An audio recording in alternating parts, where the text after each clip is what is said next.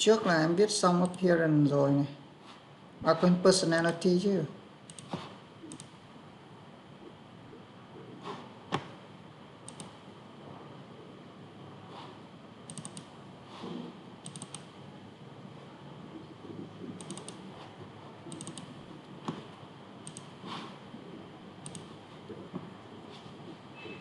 Rồi, nghe lại nhé. My father is an architect. His personality is careful.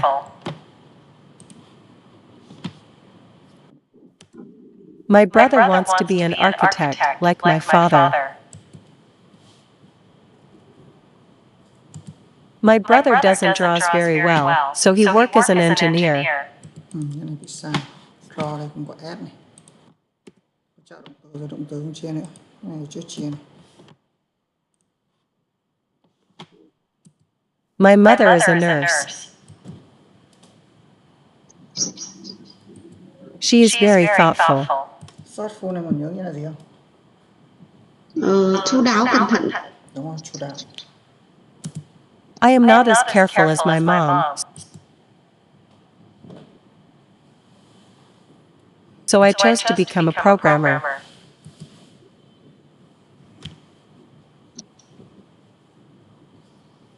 I have worked as a programmer for 10 years.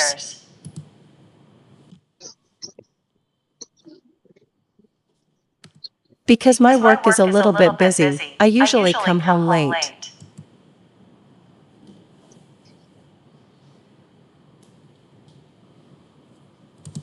Even though we are very busy at work, we are happy with our current job.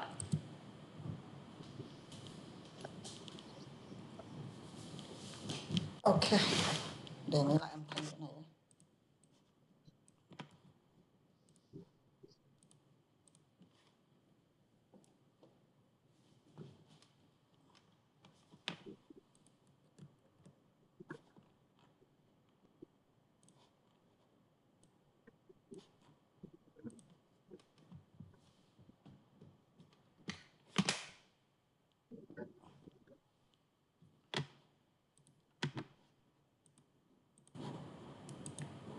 Đọc anh nhé. My father is an architect. Đọc cái quyển. My father is an architect. Architect. My father is an architect. His personality is careful. My brother wants to be an architect like my father. My brother architect. His personality is careful. His personality is careful. My brother wants to be an architect like my father. My brother wants to be an architect like my father. My brother doesn't draw very well, so he works as an engineer.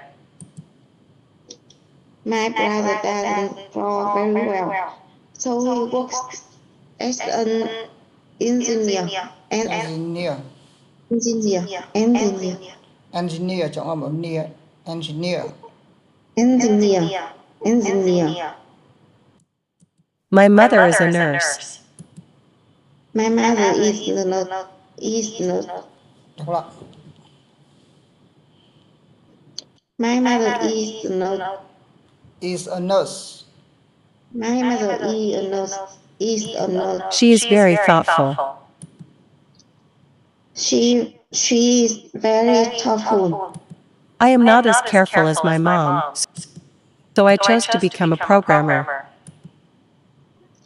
I am not as careful as my mom, so I chose to become a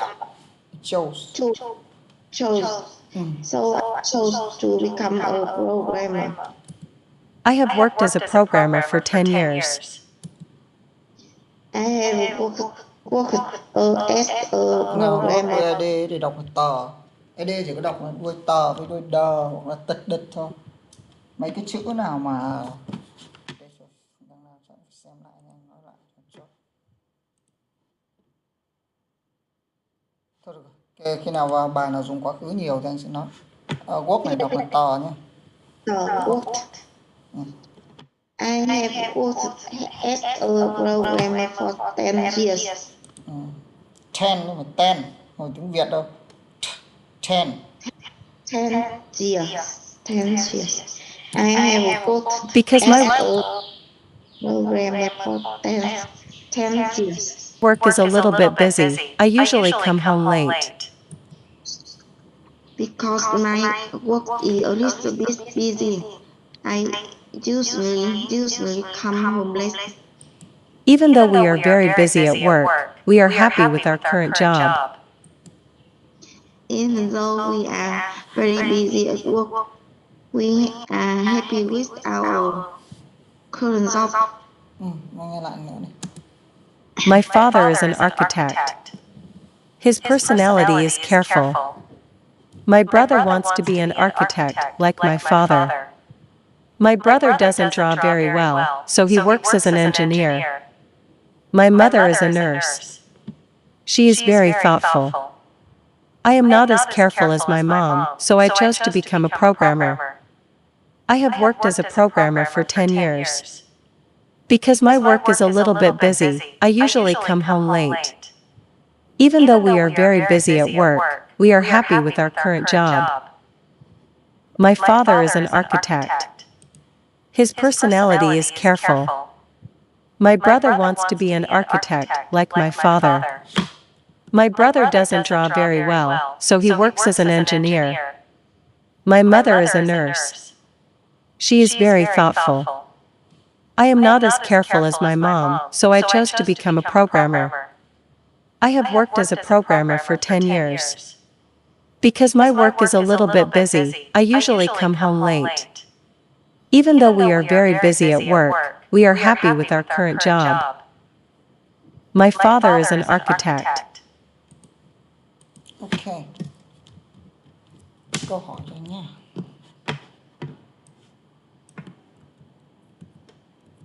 Hình như hôm trước hỏi rồi sao? À thế à? Xem này. Em đọc không biết còn không ta? Nếu hỏi rồi thì con.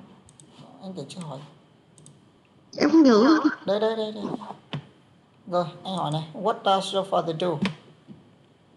My father an architect. Is an. Bỏ hai hẳn hai từ. My father is an architect. Lần đầu nhìn tài liệu nhá. Đọc cho anh lại từ kiến trúc sư này. Architect. Architect. Art cho âm chính. Architect. Architect. Đấy, chưa được. Đọc lại. Architect. Architect.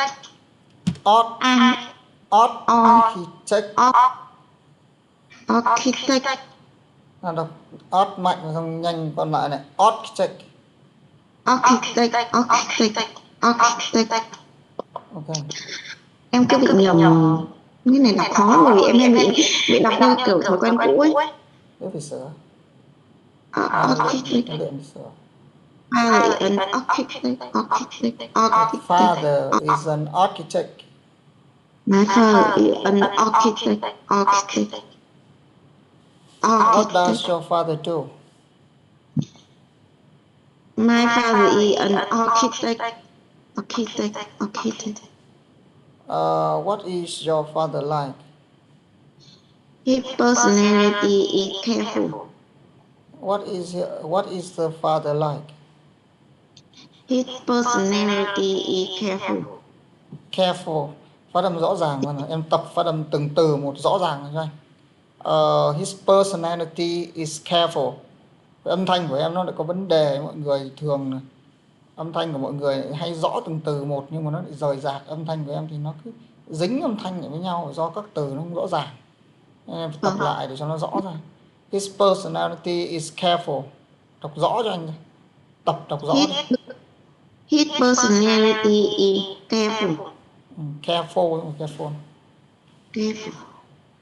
What is your father like?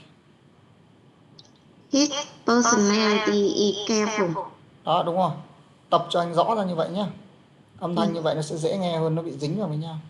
Rồi anh hỏi lại hai câu này. What does your father do? My father is a architect, architect Is, thêm chữ Z vào. Is. is my father is an architect. What is your father like? What is your father like?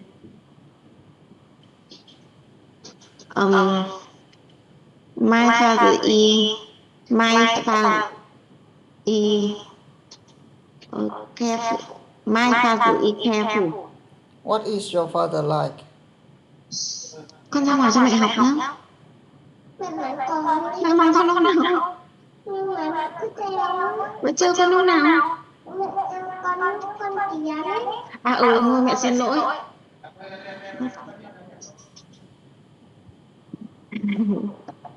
Đấy, học nhanh đi mà còn tập nói tiếng Anh với con. Không, nó lớn nhanh quá nó vào đi học là Ôi giờ nó hỏi nhiều nhưng mà em kiểu em nói không đúng ấy. Lại bây giờ nó nhanh vào. nó học theo kiểu là học phản xạ luôn ấy. Đúng rồi, trẻ con theo phản xạ nó học nói luôn chứ nó học ngữ pháp. 3 tuổi nói đúng lắm. Đấy, mình tạo ra mình học để còn tạo ra môi trường. Ở trường thì thực ra là nó cũng có môi trường ấy, nhưng mà cái môi trường ở trường nó sẽ hạn chế ở trong các cái chủ đề kiểu là hàn lâm mấy lại chủ đề cơ bản thôi, chứ còn trong cuộc sống hàng ngày ví dụ như đưa cho mẹ cái kéo, con cất quyển sách đi đi ngủ đi con, những cái đấy thì ở trường nó sẽ ít dùng, nên chỉ có ở nhà là mẹ được dùng nhiều nhất. Nói chung là bố mẹ sẽ dùng tiếng Anh nhiều nhất với con, nên là mình sẽ phải tập dùng. Với việc dùng tiếng Anh với con thì không cần học nhiều quá, em chỉ cần luyện cho em nói nó trôi cái mồm âm thanh thì nó rõ ràng, xong rồi kết hợp với những câu thông dụng hàng ngày này em có thể dùng với con rồi. Vì trẻ con nó cũng chưa nói được nhiều, nó nói tốt nhưng mà nó cũng chưa nói được nhiều. Mình luyện cho dùng với con là được. Cố gắng luyện. Nó còn đọc đúng hơn mẹ. Đúng là được, là trẻ con ngôn ngữ học mà không bao giờ người lớn học còn trẻ con được. Trẻ con khả năng bắt chước của nó là vô hạn, nó nghe cái nó bắt chước được ngay. Với mình lớn rồi âm thanh nó cứng rồi không bắt chước được. Về âm thanh, về nói tự nhiên thì mình không thể bằng trẻ con được. Đó. Rồi, cứ cố gắng mà luyện nhanh nhanh, luyện cẩn thận vào sau còn dùng với con. Chắc có mất vài tháng thôi. Vài tháng là được. Anh hỏi lại này. Tôi hỏi lại 2 câu đầu đi. What does your father do? My father is an architect. Architect. Architect. What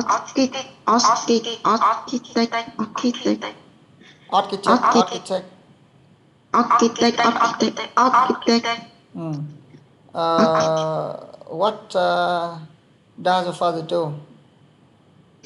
My father is an architect. Okay. What is your father like? His father is careful. What is his father like? What is your father like? My father is careful. My father is careful. Okay. What does your brother want to do?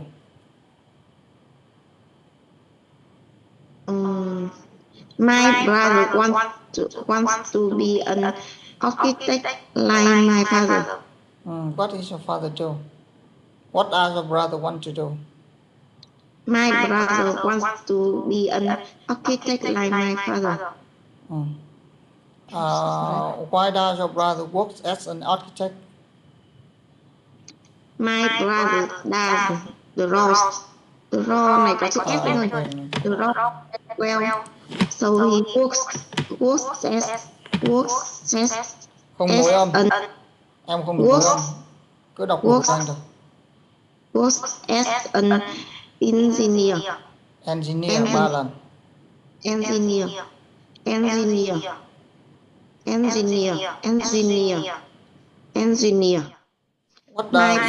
Why does your brother work as an engineer? My brother doesn't draw very well, so he works as an engineer. Okay. Đọc rõ thì âm thanh nghe tốt rồi đấy. What does your brother want to do?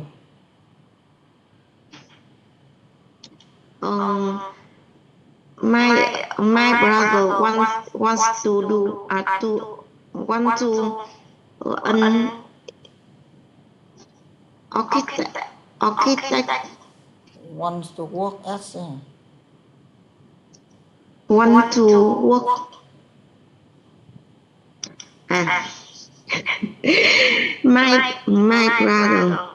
my brother wants to work as an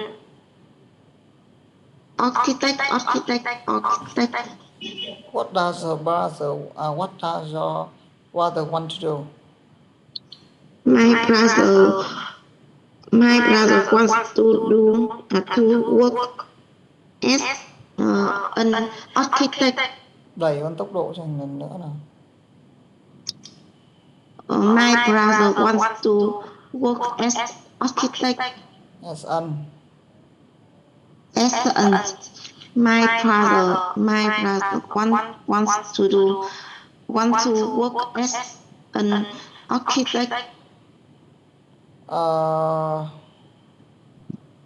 Why does your brother want to work as an architect?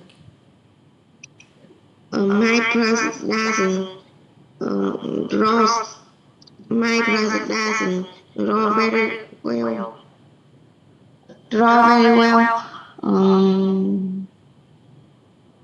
Em quên đi So he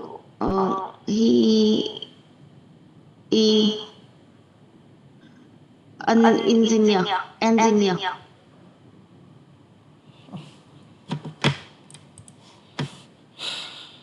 works He works as an engineer.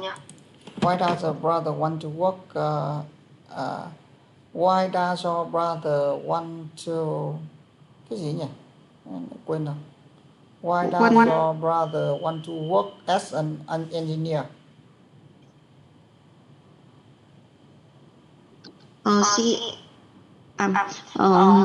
My brother doesn't draw very well. So he works as an engineer. Lại nữa này. Why does your brother want to work as an engineer? My brother doesn't draw very well. So he work as an engineer. Ba lần gì? Engineer.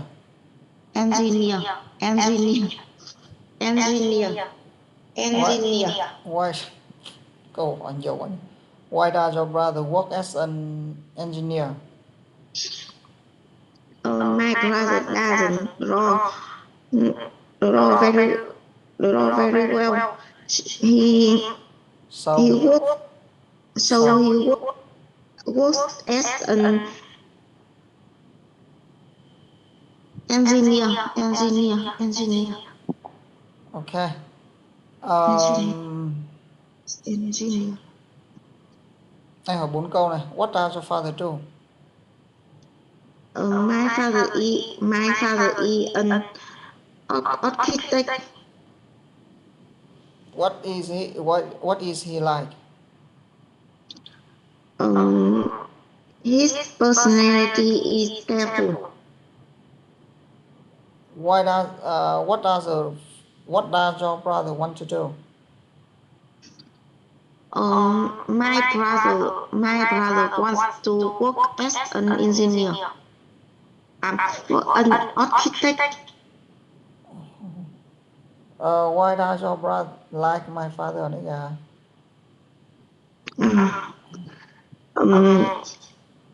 What does your brother want to do? My brother wants to work as an engineer, as architect like my father. What does your brother want to do? My brother wants to work as an architect like my father. Why does your brother want to work as an engineer? My brother does not very well, draw very well, doesn't draw very well, so he work as an engineer. Why does your brother work as an engineer? My brother doesn't draw very well, so he work as an engineer. Lần nữa cho anh là trôi được chứ, nó lặp đi lặp lại mà không lặp trôi được nhỉ, tài thật. Em đọc nó cứ bị mất chữ, không nhớ. Đấy, chữ nào mà nó bị mắc âm thanh của cái chữ đấy nó chưa tự nhiên. Engineer. My brother doesn't draw very well, so he work as an engineer. Work as an engineer. Engineer. Câu 5 này, what does your mother do? My mother is a nurse. What does your mother do? My mother is a nurse. What is your mother like? She is very thoughtful. What is your mother like? She is very thoughtful. Cái câu này có đọc nhanh được không? She is very thoughtful. She is very thoughtful. Ok. Thôi rồi, cứ ưu tiên cái vấn đề rõ trước đấy. Âm thanh thì em cần rõ trước, sau này anh sẽ cần nhanh sau. Luyện dần cho nó nhanh. Rồi, em hỏi lại 2 câu này. Nhớ là ưu tiên bây giờ rõ âm thanh nhá, tập trung cho từng âm của em rõ cái đã. Vâng. Dính lại với nhau nó khó nghe. What does your mother do? My mother is a nurse. What does your mother do? My mother is a nurse. What is your mother like? She is very careful. What is your mother like? She is very careful. Okay, thoughtful chứ careful nữa. Careful hay thoughtful nhỉ? Thoughtful. Em nhớ cái bài trước. Vẫn nhớ được bài hôm trước. Bài này trước mặt không nhớ, vẫn nhớ được bài hôm trước rồi. Vì bài biết mình dễ nhớ hơn. Cái gì nhỉ?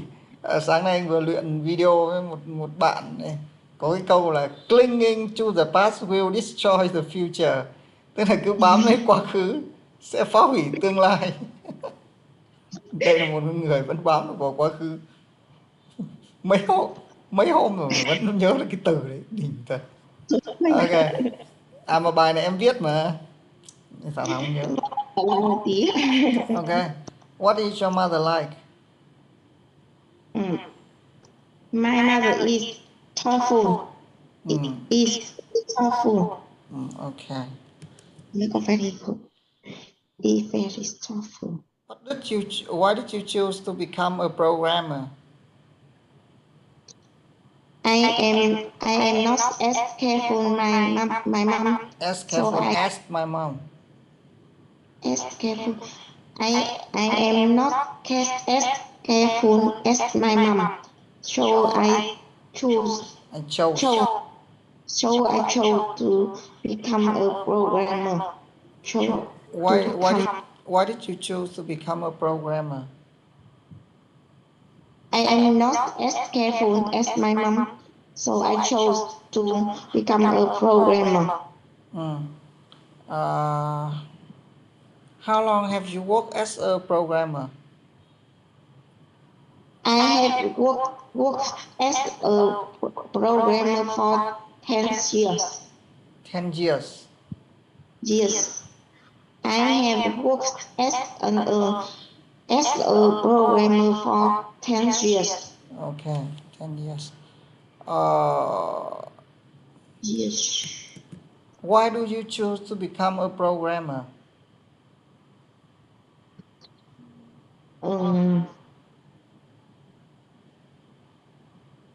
I quên mất cái câu này. Không cẩn thận, Tôi không. không chú đáo như mẹ nên là chọn làm lập trình viên. Not as careful. À chết, thế thì từ từ. Đâu có careful được. Đây not thoughtful chứ. Vẫn sót cái Not lỗi này. ok. Rồi, không chú À đáo như dùng mẹ. ok. Dạ. Chắc là không quen dùng cái cụm so sánh ấy. Thế Em thì tập thì ít khi mình có dịp so sánh lắm. Luyện kỹ năng này ít khi được so sánh nên là có cơ hội nào thì cho vào dùng cho nhớ. I am not as thoughtful as my mom. Nào, mình thoughtful. Thoughtful. Sinh Thoughtful. sót đấy, từ sót của từ nghĩ, quá khứ của từ nghĩ đấy. Thoughtful. I am not as thoughtful as my mom, so I chose to become a programmer. Được rồi đấy. Why did you choose to become a programmer? I am not as thoughtful. Thought. I am not as thoughtful as my mom, so I chose to become a programmer. Okay.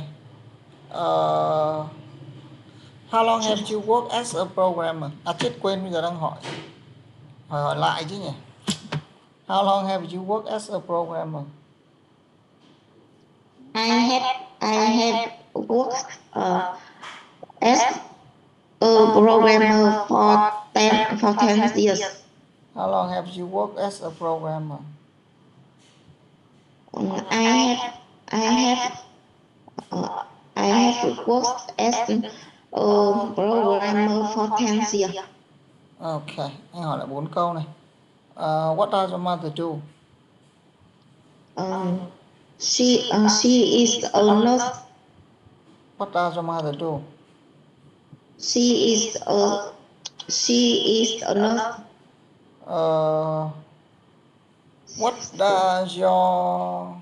What is your mother like? She is very thoughtful. Why do you work as a programmer? I am not as thoughtful as my mom.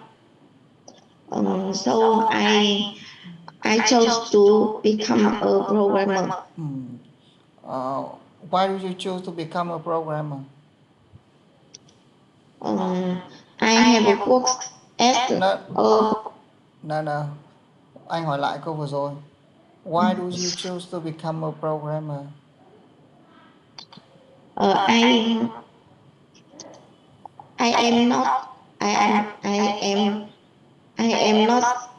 as thoughtful as my mom. So I chose to become a programmer. Okay. So,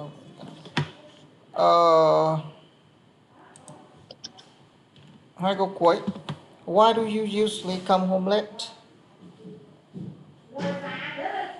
Because my work is a little bit busy. I usually come home late. Why do you usually come home late? Because my work is a little bit busy. Work is a little bit busy. Dừng, đọc cho anh này. A little bit, đọc cái cụm với cả cụm ấy, tụi mới hay dùng. Hơi, a little bit. A little bit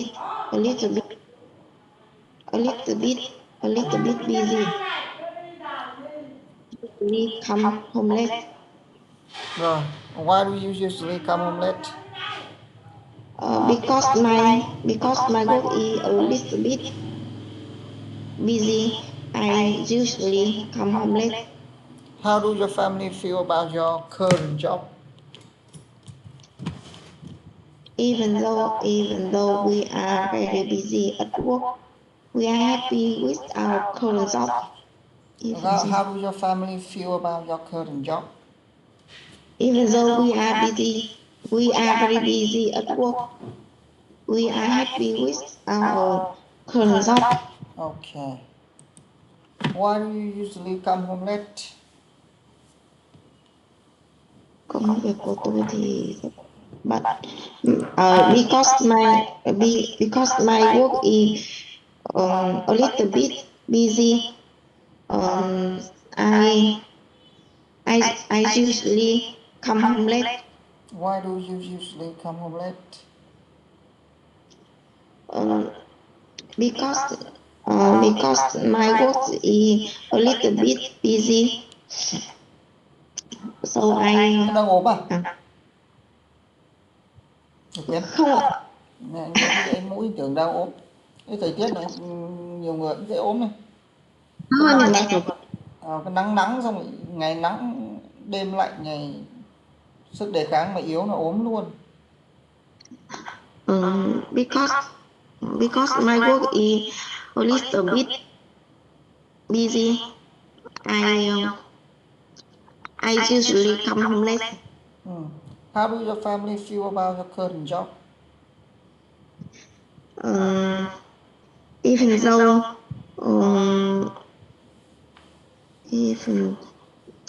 even though we are very busy at work, we are happy. We are happy in our current job. Không đúng. Xem lại cái câu We đấy. are happy with our current job. With our current job, we are happy. We are very busy at work. How do your family feel about your current job? Even though we are very busy at work, we are happy with our current job. Okay. Anh hỏi lại tất cả các câu này. What does your father do? My father is an architect. What is your father like?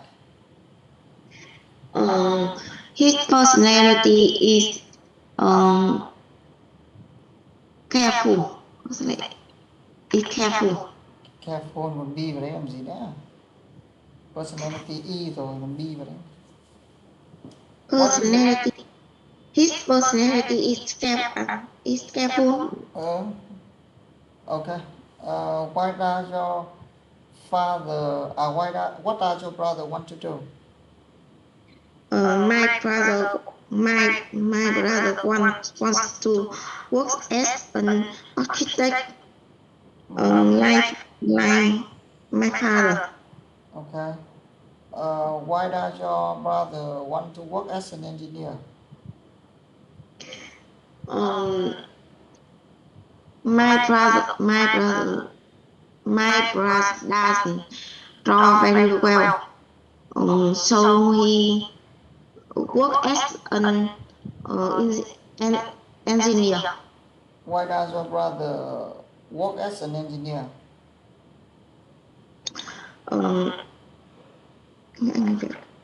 My brother doesn't draw very well, so he works as an engineer. Lần nữa cho nhanh này. Trôi hơn tí. Không phải nói đâu, trôi hơn rồi.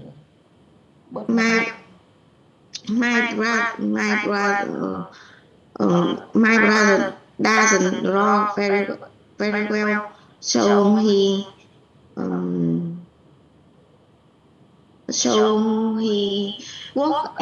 works as an engineer. Okay.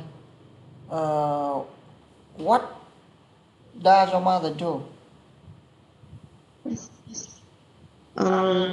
My mother is a nurse. What is your mother like? She is very thoughtful. What? Cái gì nhỉ? Why do you want to become a programmer? Because Đâu không phải want to become đấy là anh cha. Why did you choose to become a programmer? Because I am not I am not as thoughtful as my mother. I chose to become trở thành cái gì hả? Programmer. Nghề của em hỏi trở thành cái gì? Become a programmer. Lại nữa là why did you choose to become a programmer? Because I am not as thoughtful as my mom. I chose to become a programmer. How long have you worked as a programmer? I have worked as a programmer for 10 years. How long have you worked as a programmer? I have worked as a programmer for 10 years.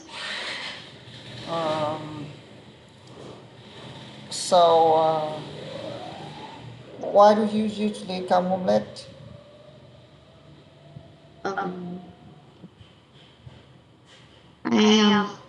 Tôi rất bận trong công việc. I am a little bit busy. I usually come home late. Why do you usually come home late? Because I am a little bit busy. Also, I usually come home late.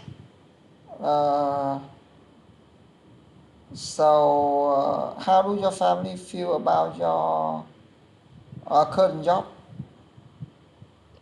Even though we are very busy at work,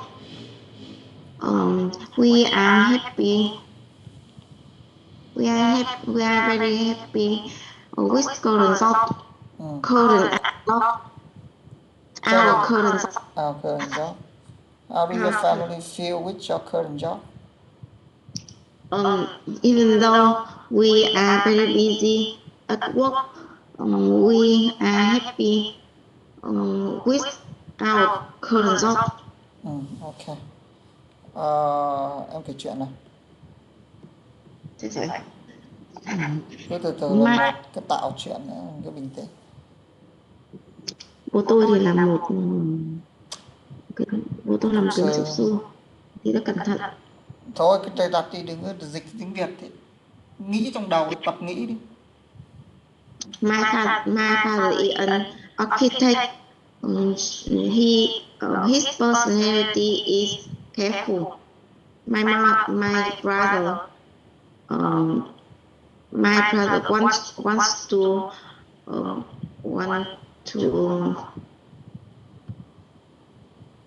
work as an architect. He aligned my father. He doesn't draw very well. So he become an engineer. My mother is a nurse. She is very thoughtful. I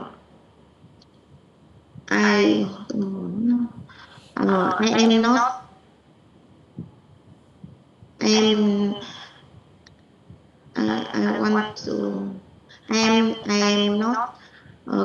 not as thoughtful as my mom. So I chose to become a programmer.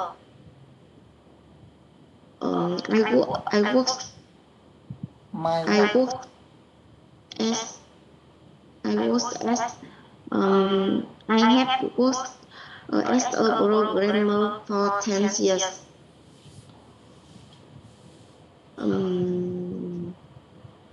My man 10 years. Even though we are very busy, in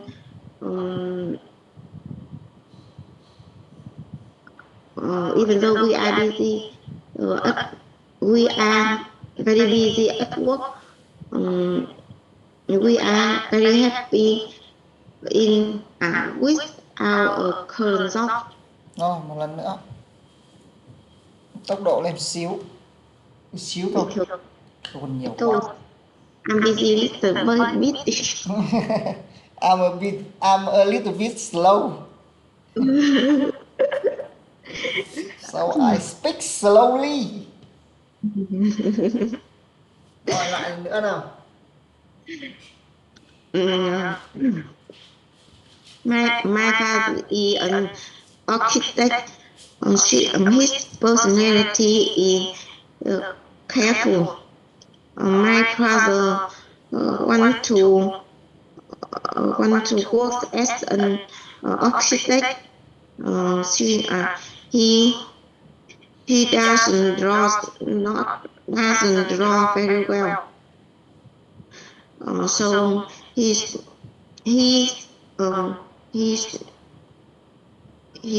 become he worked as an engineer. My mother is a nurse. She is very thoughtful. I am not as thoughtful as my mother. I chose to become as a programmer.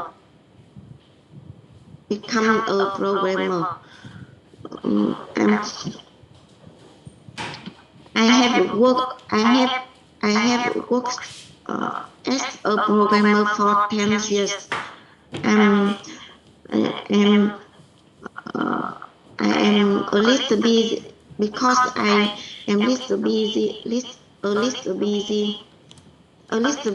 busy.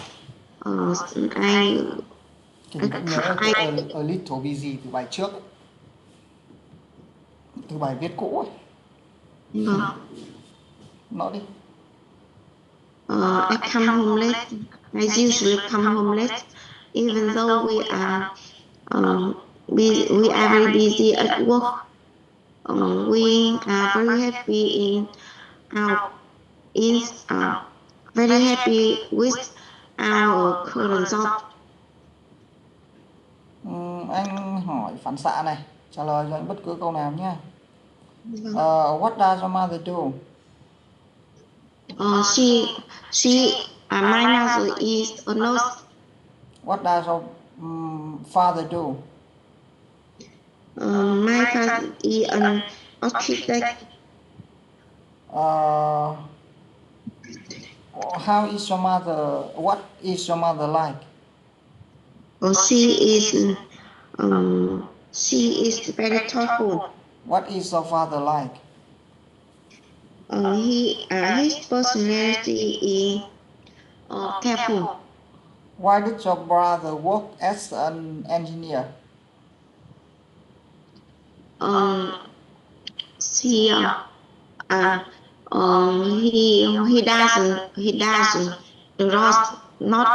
doesn't draw very well.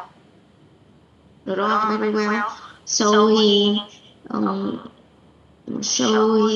worked as an engineer. Why did you choose to become a programmer? I am not as thoughtful as my mother. I choose to become a programmer. I chose to become. I chose to become. Lại này, cả câu. I am not as thoughtful as my mother. I chose to become a programmer. Okay. What does your brother want to do? My brother want to work. My brother wants to work as my works works on architect like my father. Work on architect hả? Work as an architect. Work as an architect. Vẫn chưa phát âm được từ architect này, phát âm architect 3 lần nào. Architect. Trọng âm ở architect.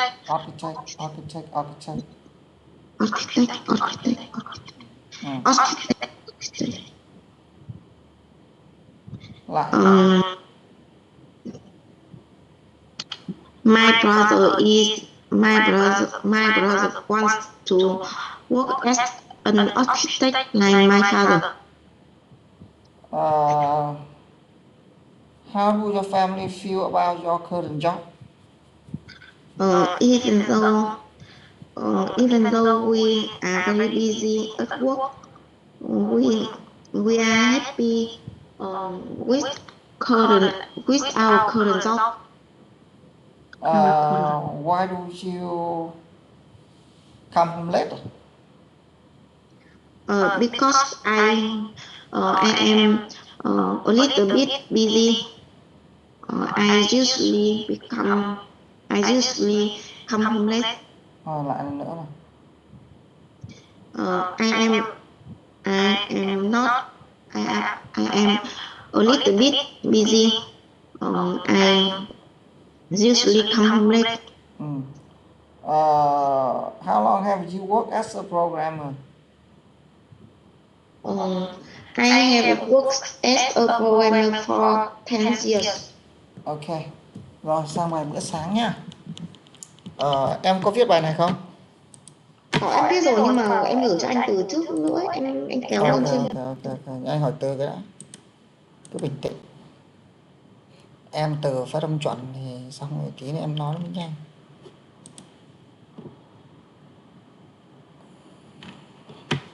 Rồi.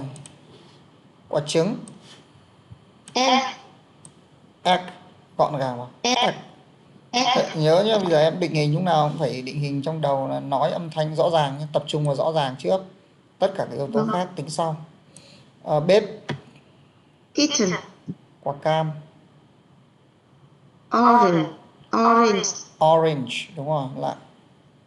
Orange. Rồi, bánh mì. Bread. Quả cam. Orange. Bữa sáng. Breakfast. Ăn sáng. Have breakfast. Ăn lót dạ. Have light breakfast. Bơ. Butter. Cà phê. Coffee. Hoa quả. Fruit. Nước ép. Juice. Nước cam ép. Orange juice. Sữa. Milk. Xúc xích.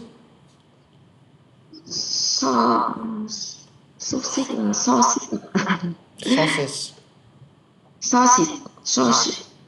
Bánh mì nướng. Toast. Và cắt.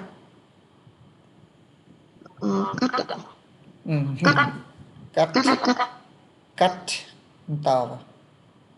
Cắt. Uống. Drink. Ăn. Eat. Làm ra. Make. Pha cà phê. Make coffee. Rót đổ. Pour. Chuẩn bị. Prepare. Trọng âm ở đằng sau. Prepare. Bỏ qua. Skip. Bỏ bữa sáng. Skip breakfast. Bài Đâu? Nữa anh ạ, trên em Nữ gửi cơ. nhầm. Vâng, tiếng học bài đấy nó dễ từ sao? Nữa bên trên cái À đây hả? Đây đúng không? vâng. Ok.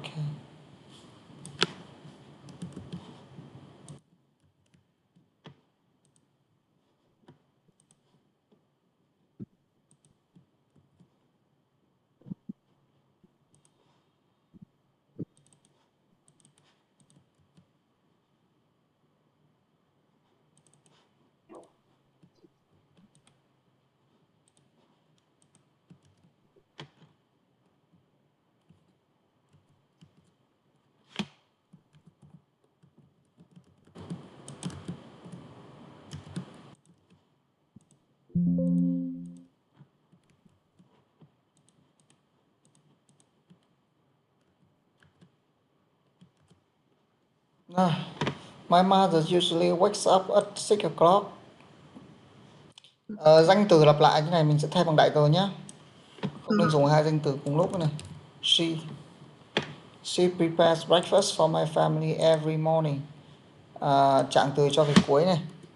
Trạng từ thực ra nó chỉ lên đầu khi mà nếu mà nó chỉ thứ tự lần lượt các cái thứ tự thì người ta nên cho lên đầu. Hoặc ví dụ như câu hỏi của anh này hôm nay what do you do today, ví dụ hôm nay bạn làm gì, thì cái từ today nó sẽ không có thông tin nữa, lúc đấy em mới đưa từ today lên đầu để cái phần làm gì nó về cuối, chứ không phải tự nhiên người ta lại đặt trạng từ lên đầu đâu. Trạng từ thông thường nó để ở cuối.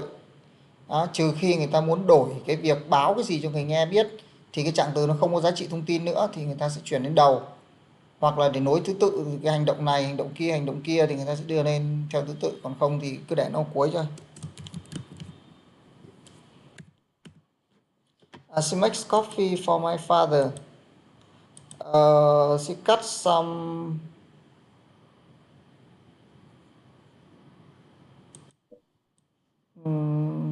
sao không tất cả mọi người mỗi người chuẩn bị một tí nhỉ, cho mẹ làm hết à?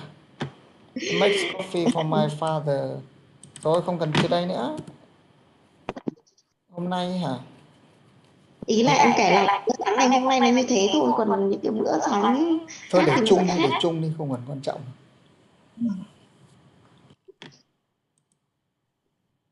She cuts some oranges and makes orange juice. Okay.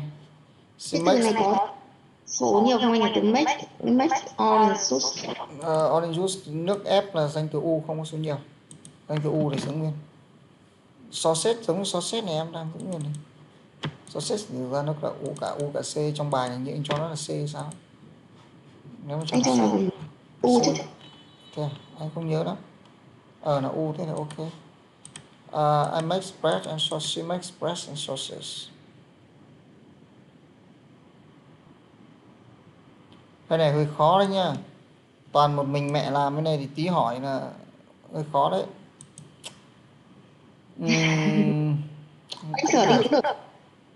Em viết để ra những cái Ok, thì cho mình dạy hỗ trợ mẹ cái gì việc gì đấy đi. Thì sẽ có phải thêm chủ ngữ nó sẽ tách được phần mẹ không? Thì khi tôi gì nhỉ? Tôi vào bếp và giúp mẹ gì đấy chẳng hạn. khi tôi thức dậy thì tôi giúp Nó sẽ mẹ. trùng với từ thức dậy này, anh định dùng từ thức dậy nhưng anh thấy nó trùng rồi nên là gì nhỉ? Rồi, thế thì cũng dùng từ wake up cũng được. Sau khi Thôi thì để sau khi tôi vào bếp luôn đi. I enter the kitchen hoặc là I come into the kitchen and help my mom đi. Sau khi tôi thức dậy đi, đành phải dùng thì dùng được. Thế thôi, thế cho từ my mother chuẩn bị bữa sáng cho gia đình tôi đi, còn sau đó em dùng từ thức dậy cho em cũng được. ok. Ok. Sau khi thức dậy nhé. After I wake up. I có vào bếp không? I enter the kitchen nhé. Hay là I have my mom luôn rồi. I have my mom nhé. My mother đi. Ok. Tôi cắt bánh mì và làm nước ép nhé. I cut Ờ, từ từ, còn việc gì nữa ông ta? Cho mẹ thêm một việc nữa đi. Cái mỗi pha cà phê không thì nó hơi ít nhỉ. Để xem còn làm việc gì được nữa không. Pha cà phê.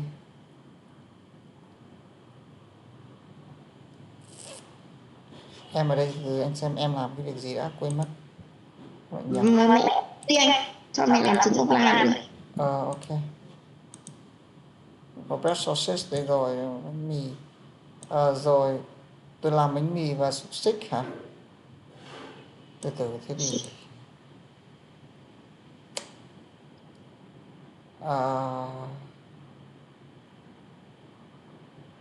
mẹ pha cà phê này cho bố này.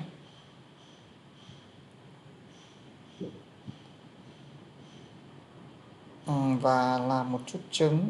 Thế rồi. Thì em có từ rót sữa đúng, rót ra đấy đúng rồi đúng không? Ok, thế được rồi. Rót nước cam và sữa vào cốc.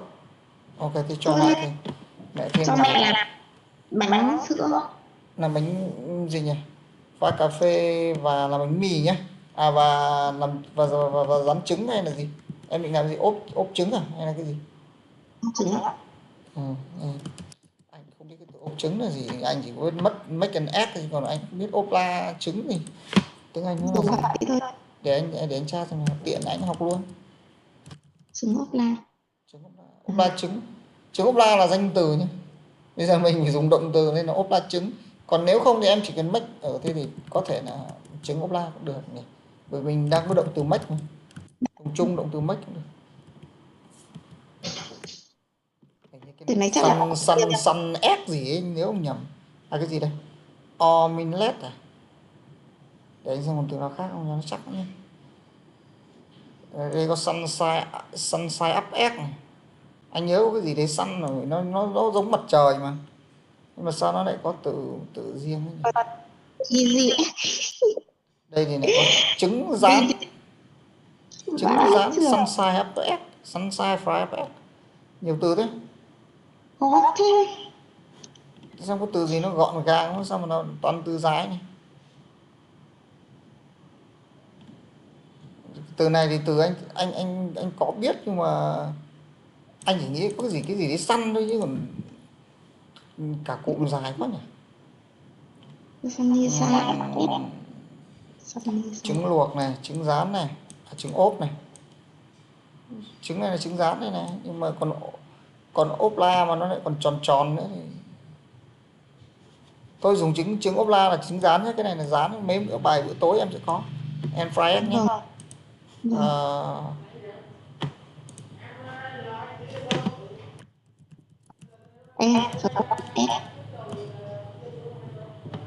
Sau khi vào bếp thì tôi giúp mẹ tôi cắt vài quả cam và làm nước cam ép này.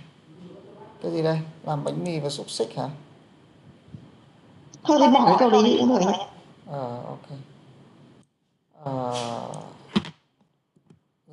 Rồi, then I pour orange juice and milk into a cup, đúng không?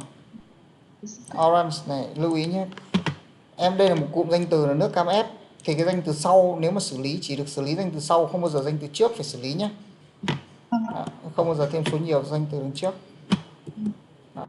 Cụm danh từ thì thằng sau mới là thằng chính, thằng trước thì chỉ thằng phụ đi kèm mình xử lý thằng sau ấy. And I thì sẽ là bỏ này. Pour into the cups. The breakfast is ready on the table. Thế cho đây at 7 đi, cho cái này vào đấy được. 7 o'clock. Cái gì đây? Thế rồi cho 6 giờ 30 đi. Cái gì đây? Thế thôi có giờ cuối thì chả cần. Rồi. Anh nghĩ từ này dùng từ sâu thì hay hơn. My father has urgent test. Có việc gấp à? Thế thì bắt buộc phải dùng từ đây đúng không? Thế thì không sao đâu, mình hiểu ngày đấy mà. Thế thì anh sẽ dùng câu khác đi. My father gì nhỉ? Lại bận rộn này. Thôi được rồi, anh sẽ cho cụm is in a hurry là thường vội vàng vào buổi sáng. My father is often in a hurry in the morning đi. Tách thành 2 câu đi. Đấy. Em có nói được câu giải này không? Hay là tách? So he skip breakfast. Có nghĩa là bận rộn vào buổi sáng. Buổi sáng thì bố tôi thường vội. Con này bố tôi thường vội. Thôi thì anh cho tách thành 2 câu cho em dễ nói nhé. Bây giờ mình cần tập nói nên là câu dài viết thì không khó, nhưng mà skip breakfast đó. Bố tôi thường vội vào buổi sáng, ông thường bỏ buổi sáng. Nếu mà ghép vào thì hay hơn, nhưng mà ghép vào nó hơi dài. Rồi thế thì cho cái câu chúng tôi ăn sáng lúc 7 giờ này để cho lên trên này, cho bố vào đây thì cuối nó sẽ hợp lý. Rồi breakfast is ready on the table.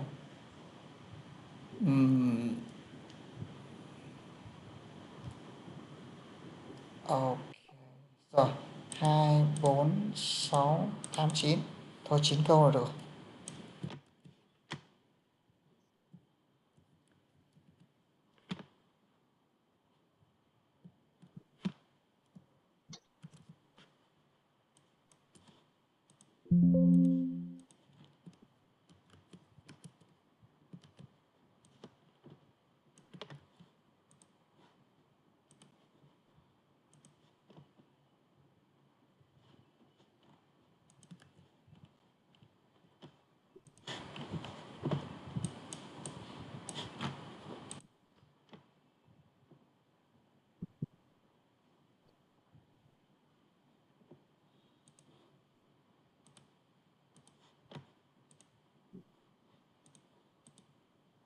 Nghe lần đầu. My mother prepares breakfast for my family every morning. She makes coffee and fried eggs. After I wake up, I help my mother.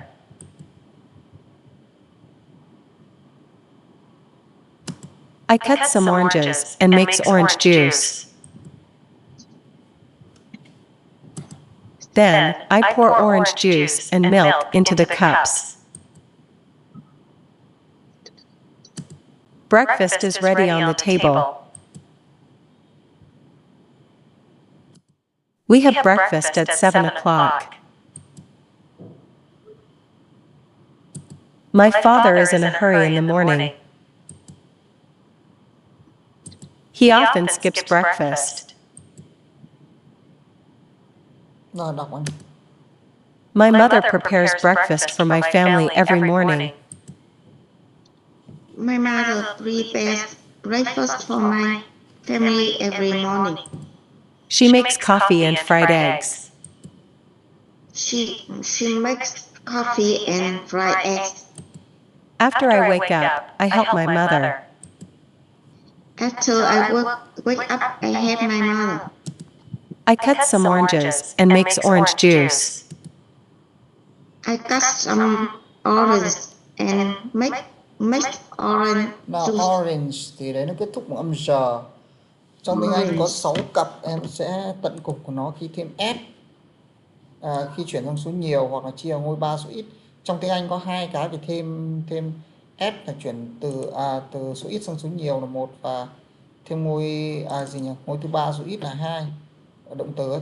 Tức là thêm s vào động từ, thêm s vào danh từ và thêm s vào động từ ấy, thì đều áp dụng chung nguyên tắc giống nhau. Nếu mà những cái từ mà tận cùng bằng 3 cặp này thì khi chuyển sang số nhiều hoặc đi với ngôi 3 số ít ấy, thì mình không thêm s mà mình thêm s và đọc nó là is. Đây nhìn 3 cặp này nhé, cặp chờ giờ này, cặp sz này, cặp s dài dài. 3 cặp này nó phát âm giống s sẵn rồi nên mình không phát âm s một lần nữa. Mình sẽ phát âm nó là is. Đây ví dụ như này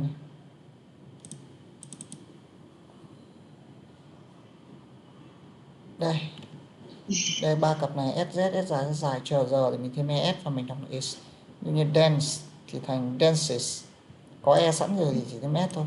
Use, uses, choose, chooses, catch, catches. Và từ của em là từ quả cam là Orange. Đâu rồi? Orange. Đây. Orange. Thì mình thêm s vào, mình sẽ đọc là oranges. Đó, oranges. Ok. Đọc lại anh từ này. I cut some orange and make Some orange. oranges. Đọc cho anh từ oranges 3 lần. Oranges. Oranges. Oranges. Oranges. I cut some oranges and make orange juice. Okay. Then, I pour orange juice and milk into the cups. Then I pour. Then I pour orange juice and milk into the cups. Breakfast is ready on the table. Breakfast is ready on the table. We have breakfast at 7 o'clock. We have breakfast at 7 o'clock. My father is in a hurry in the morning. My father is in a hurry in the morning. He often skips breakfast. He often skips breakfast. My mother prepares breakfast for my family every morning. She makes coffee and fried eggs. After I wake up, I help my mother. I cut some oranges and makes orange juice. Then, I pour orange juice and milk into the cups. Breakfast is ready on the table. We have breakfast at 7 o'clock. My father is in a hurry in the morning. He often skips breakfast. My mother prepares breakfast for my family every morning. She makes coffee and fried eggs. After I wake up, I help my mother. I cut some oranges and makes orange juice. Then, I pour orange juice and milk into the cups. Breakfast is ready on the table. We have breakfast at 7 o'clock. My father is in a hurry in the morning. He often skips breakfast. My mother prepares breakfast. Rồi, đặt câu hỏi cho anh này.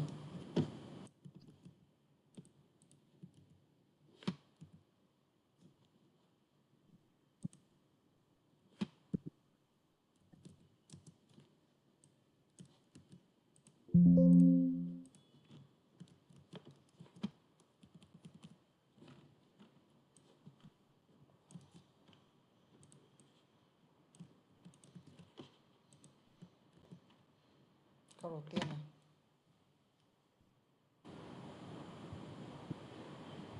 Thế là hỏi ai là người chuẩn bị bữa sáng? Được. Who prepare breakfast for your family? Ok. Vào với chủ ngữ thì cần thay chủ ngữ bằng từ để hỏi là xong. Không phải cần phải tìm trợ động từ. Tiếp. What does he do? What does your mother What does your mother make? Không phải. Your mother make đi. Mother make. What does your mother make? What do you have after What do you do? Wait. Bé hơn, bạn làm gì? after wake up after you wake up? Mẹ rõ ràng lên. After you wake up. What do you do after you wake up?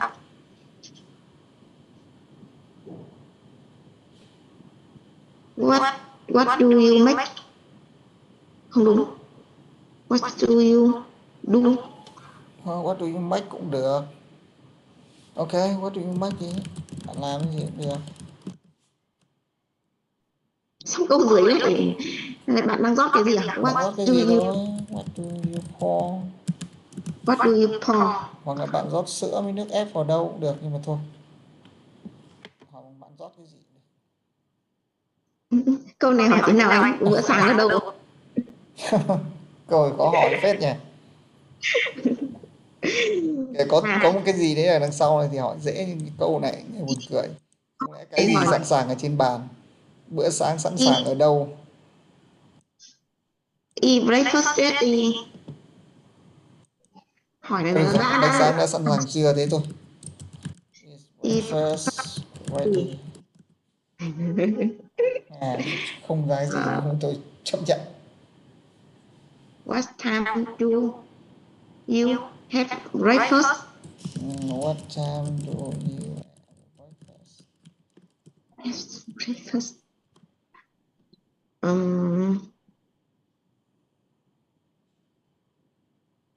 Câu 8 thì hỏi thế nào? Ai vội vàng buổi sáng được. Who is in a hurry is morning.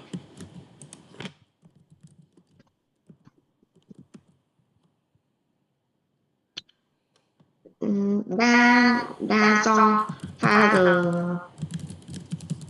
have breakfast. Ok, tốt.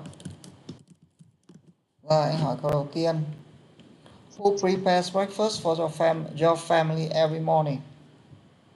My mother prepares breakfast for my family every morning. Who prepare breakfast for your family every morning? My mother prepares breakfast for my family every morning. What does your mother make? She makes coffee and fried eggs. What does your mother make? She makes coffee and fried eggs. Okay.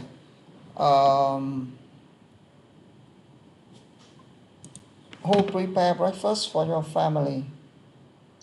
My mother prepares breakfast for my family. Who prepares breakfast for your family? My mother prepares breakfast for my family. What does your mother make?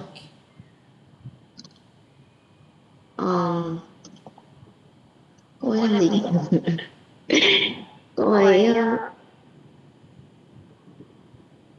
she makes coffee and fried eggs. What does your mother make? She makes coffee and fried eggs. Okay. What do you do after you wake up? After I wake up, I have my mother. What do you do after you wake up? After I wake up, I have my mother. Okay. What do you make? I cut some orange. I cut some orange and make orange. Make này có chữ S anh ơi. Make orange juice. What do you make? I cut some orange and make oranges. Orange juice. This. I cut some oranges and make orange juice. Okay. What do you make? I cut some oranges and make orange juice. Okay. Orange juice. What do you do after you wake up? After I wake up, I have my mom. What do you do after you wake up? After I wake up, I have my mom. Okay.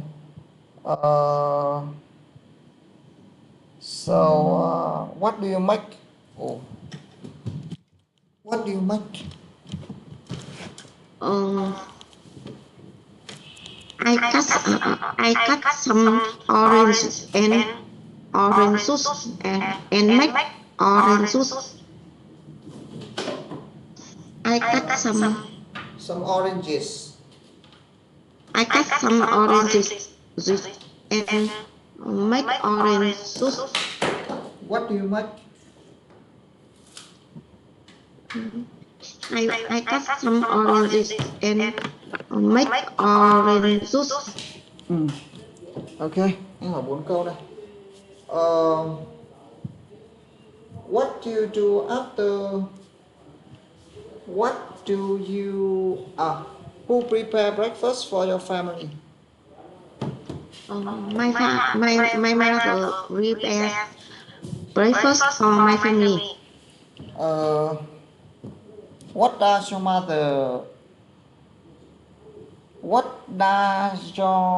mother make? She makes coffee and fried eggs. So what do you do after you wake up? After I wake up, I help my mom.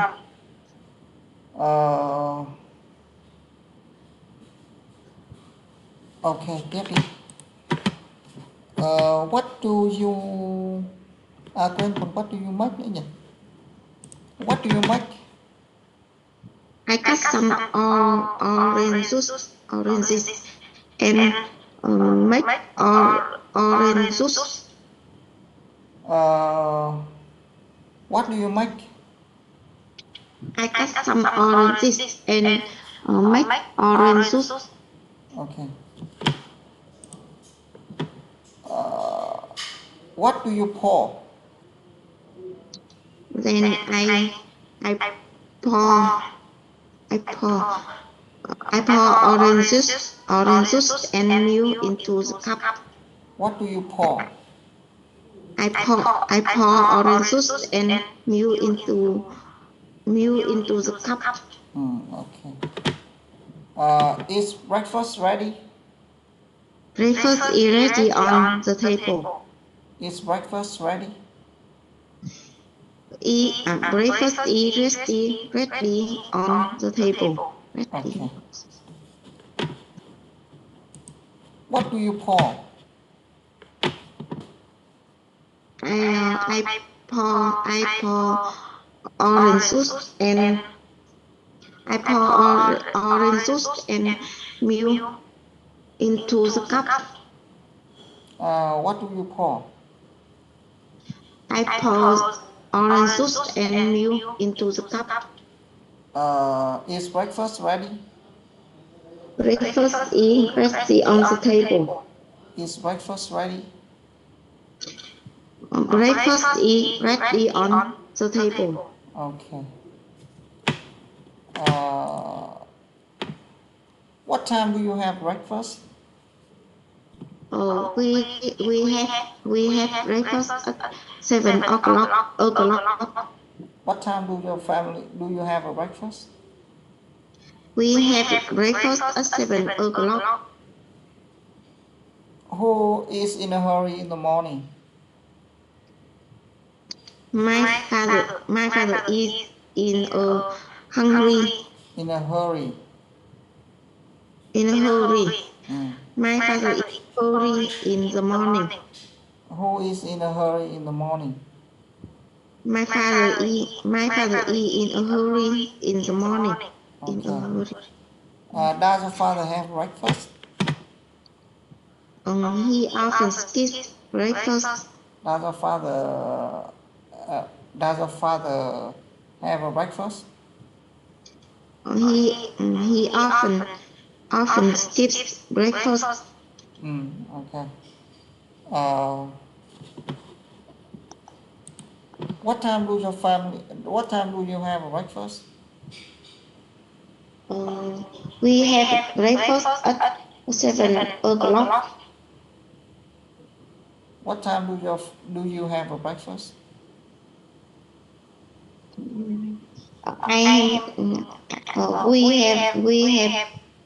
We have breakfast at 7 o'clock. Who is in a hurry in the morning? My father is in a hurry in the morning. Who is in a hurry in the morning?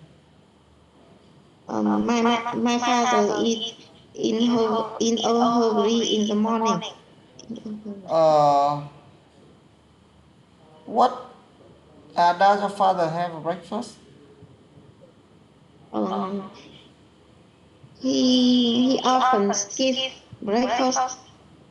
Does your father often have a breakfast?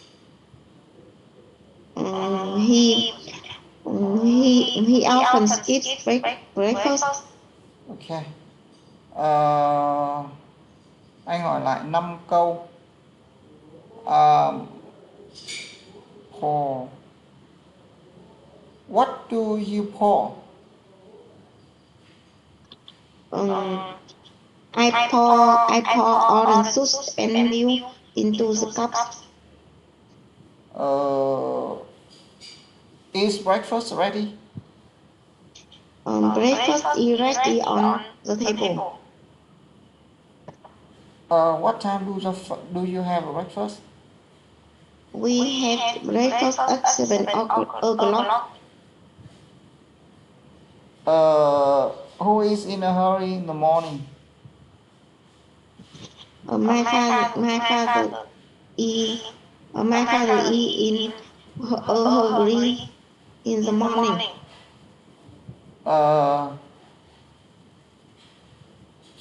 Does your father have a breakfast? He often skips breakfast. Ok, anh hỏi lại tất cả câu này. Who prepare breakfast for your family? My mother prepares breakfast for my family. What does your mother make? She makes coffee and fried eggs. What do you do after you wake up? After I wake up, I help my mom.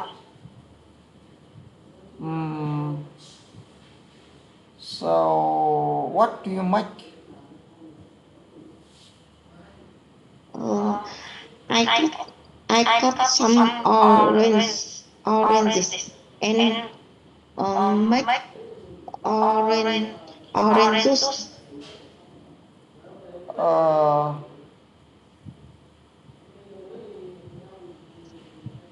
What do you pour? I pour orange juice and milk into the cup.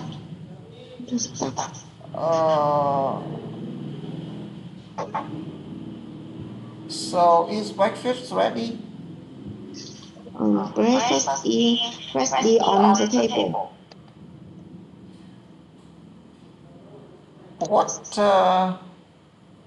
What time do you have breakfast? We have breakfast at 7 o'clock. Does your father have who is in a hurry in the morning? My father is in a hurry in the morning. Does your father have a breakfast? He often skips breakfast. Ok, rồi kể chuyện anh nghe nào. My mother prepares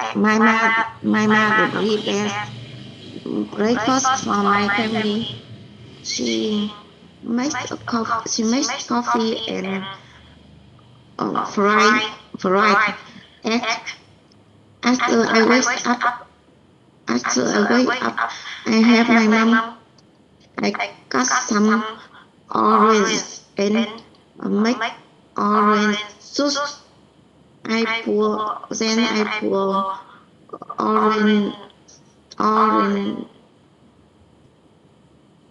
orange juice and milk into the cup.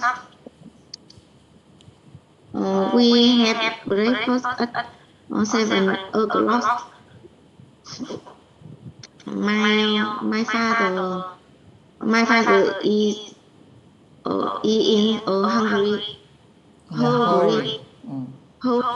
My father is in a hurry in the morning. He often skip breakfast. Một lần nữa nào. My mother prepares breakfast for my family. She she makes coffee. She makes coffee and fried eggs. After I wake up, I help my mom. I cut some oranges and make orange juice. I pour orange juice and milk into the cup. Breakfast is ready on the table. We have breakfast at 7 o'clock. My father is in a hurry in the morning. He often skips breakfast. Anh hỏi phản xạ này. What do you make? I cut some orange and make Some orange juice. Some oranges. I cut some oranges and make orange juice. Who prepare breakfast for your family? My mother prepares breakfast for my family. So what does your mother make?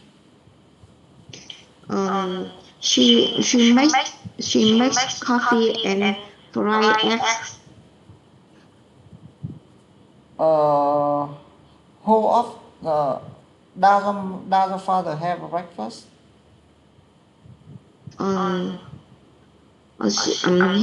He often skips breakfast. Is breakfast ready?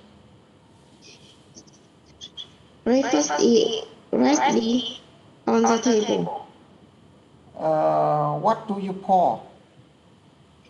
I pour orange juice and milk into the cup.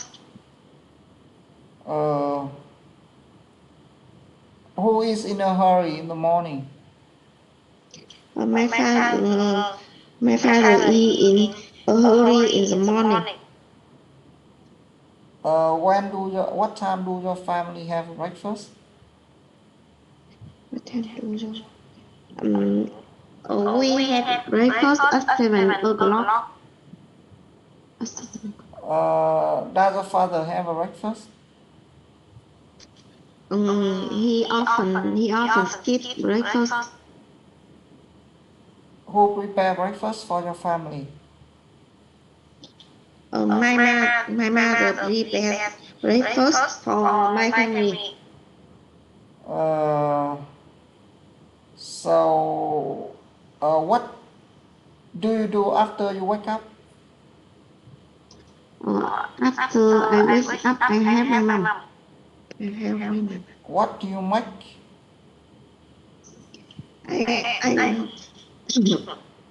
I cut some oranges. I cut some oranges and